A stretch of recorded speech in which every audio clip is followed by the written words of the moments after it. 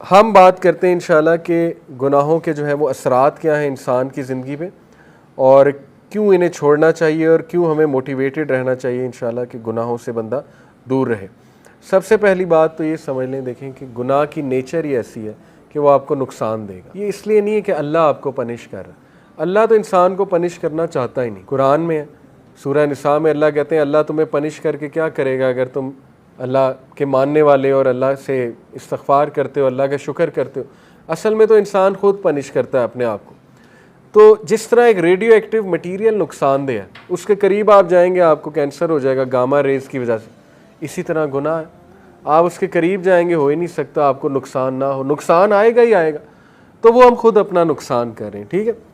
तो उसके असरात क्या हैं, some of the consequences of sin. Ibn al Qayyim की किताब से अख़ज़ शुदा हैं ये कॉन्सिक्वेंसेज, 9-10 कॉन्सिक्वेंसेज उन्होंने बताए। ये इसलिए है क्योंकि नफ्सियाती तौर पे हमें जब एक चीज़ के असरात पता लग जाए, कॉन्सिक्वेंसेज, तो मोटिवेशन आ जाती है उससे बचने की, इसलिए बता रहा हूँ, ठीक है।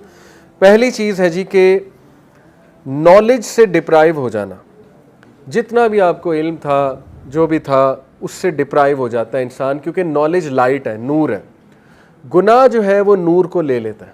और ये अक्सर असलाफ जब उनके पास कोई शिकायत करता था आके कि मेरी मेमोरी वीक हो गई है या मुझे कुछ चीज़ याद थी, कुरान का कुछ पोर्शन याद था, वो भूल गया है, तो वो अक्सर उन्हें यही एडवाइस करते थे कि आप इस्तग़फ़ार करें, क्योंकि गुनाहों की वजह से चीज़ें भूल जाती हैं, ठीक है।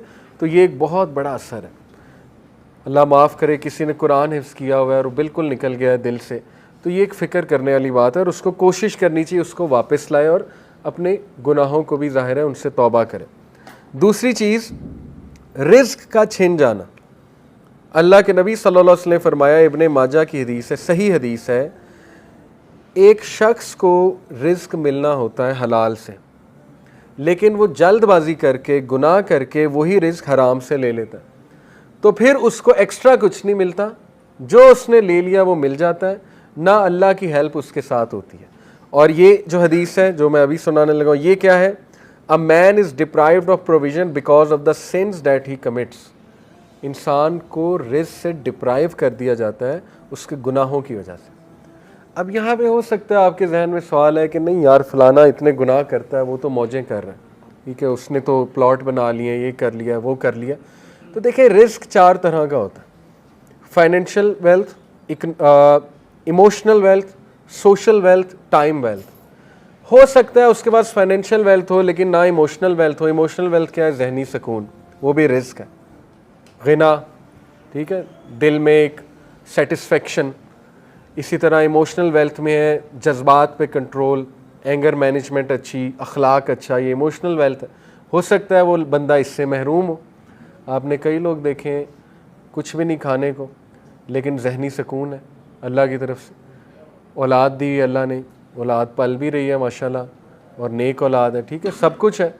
तो क्या ये रिस्क नहीं है? बिल्कुल है। सोशल वेल्थ इसी को कहते हैं कि आपकी औलाद अच्छी है, आपकी बीवी अच्छी है, आपका जो है वो घर वाले अच्छे हैं आपके साथ लॉयल लोग जमा हो गए, तो वो भी रिस्क है। टाइम वेल्थ, टाइम में बरकत, आपके काम जल्दी हो जाते हैं, ठीक है, आप करते ही वो हैं जो अल्लाह सुब्हानहू व तआला को पसंद है, ये टाइम में बरकत है। तो जब हम गुनाहों में पड़ते हैं तो ये हमारा रिस्क डिप्राइव होता है, टाइम से बरकत उठ जाती है, टेंशनें बढ़ जाती हैं, ठीक है, टाइम मैनेजमेंट वीक हो जाती है। नंबर 2, आप देखें ना गुनाहों में वक्त कितना ज़ाया होता है। अल्लाह माफ़ करे, अगर एक गुनाह आदत बन चुकी है, 4-4 घंटे, 3-3 घंटे लोग उसमें पड़े रहते हैं, ठीक है, और वो ज़ाया हो रहा है वक्त। सोचें कितना वक्त हम जवानी का ज़ाया कर देते हैं, ठीक है, इन चीज़ों में। अल्लाह माफ़ करे। तो उससे निकलना है, अपने आप को मोटिवेट करना है। फिर आप देखें सोशल वेल्थ, हमारे साथ लोग ही ऐसे आ जाएं जो हमें खाने को तैयार है और बस उनकी नज़र हमारी दौलत पे हो, तो फिर ये कौन सा रिस्क है? इसका मतलब डिप्राइव हो रहा है और गुनाहों की वजह से। फिर आप देखें इमोशनल वेल्थ, जहनी सुकून है ही नहीं, हर वक्त टेंशन है, हर वक्त स्ट्रेस है, हर वक्त परेशानी है, हर वक्त मुंह पे शिकायत है, तो इसका मतलब गुनाहों के असरात आ तो रहे हैं। तो इसलिए गुनाहों के असरात रिस्क की तंगी से आते हैं, ठीक है। रिस्क कभी अल्लाह बढ़ा के देता है, कभी घटा के देता है। ओवरऑल रिस्क तो लिखा हुआ है, लेकिन ये अल्लाह की डिस्ट्रीब्यूशन है। अल्लाह अपने बंदों को चेक करने के लिए कभी ज़्यादा दे देता है उस क्वांटिटी में से, कभी कम कर देता है। जब वो दोबारा इस्तग़फ़ार करते हैं फिर बढ़ा देता है, ठीक है। ये अल्लाह बादशाह है, अल्लाह जैसे चाहे कर सकता है। नंबर 3, अल्लाह और बंदे में एक ला ताल्लुकी, सेंस ऑफ एलिनेशन, जो बहुत बड़ी पनिशमेंट है, अल्लाह माफ़, बल्कि सबसे सीरियस बात है ये। जब आप अल्लाह से दूर हो जाएं और एक डिस्टेंस फील करें और एलोन फील करें, दुनिया की सबसे बड़ी लोनलीनेस, सबसे बड़ी तन्हाई अल्लाह से दूरी है, ठीक है। तो गुनाह उस डिस्टेंस को इंक्रीज़ करते हैं, क्योंकि देखें ना, इंसान अल्लाह माफ़ करे अब गुनाहों में होता है तो अल्लाह, ज़ाहिर है फरिश्ते उसके इर्द गिर्द नहीं होते, फरिश्ते भी उठ जाते हैं उस जगह से, रहमत नहीं होती अल्लाह की, लेकिन उम्मीद होती है, उम्मीद बहुत है। अल्लाह गुनाहगारों को ही माफ़ करते हैं, ऑब्वियस सी बात है। अल्लाह ज़रूर होते हैं बंदे की तरफ मोहब्बत से देख भी रहे होते हैं, चाहते हैं बंदा निकल आए और बंदा जो है मुझसे दुआ करे, मुझे पुकारे, लेकिन गुनाहों की वजह से आहिस्ता आहिस्ता ये रिलेशन वीक होता जाता है। वीकनेस यहाँ तक आ जाती है कि एक बंदा ना मायूस हो जाता है, कहता है यार क्या अल्लाह से मदद मांगूँ, मैं तो बहुत ही एक्स्ट्रा कर चुका हूँ काम, इसराफ़ कर चुका हूँ गुनाहों के, अब क्या मैंने अल्लाह से बात करनी, ठीक है। तो फिर बंदा गिव अप कर देता है, गिव अप करके वो मज़ीद गुनाहों की तरफ चला जाता है। इसलिए इस डिस्टेंस को कम करने के लिए इस्तग़फ़ार करना, गुनाहों से तौबा करना, गुनाहों को छोड़ना, ताकि आप अल्लाह के करीब आ जाएं और उस रिलेशन को एंजॉय करें।